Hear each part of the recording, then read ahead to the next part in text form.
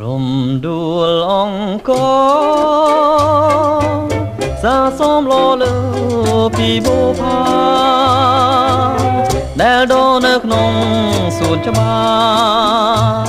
គួរឲ្យបែកទេគុនធាឈ្ងុយឈុំទាំងថ្ងៃយំអើយរៀមស្រមៃនឹងទៅដល់តែក្លិនស្រីចង់បេបំពេតាំងពីបងបានយល់ភ័ត្រាស្នេហ៍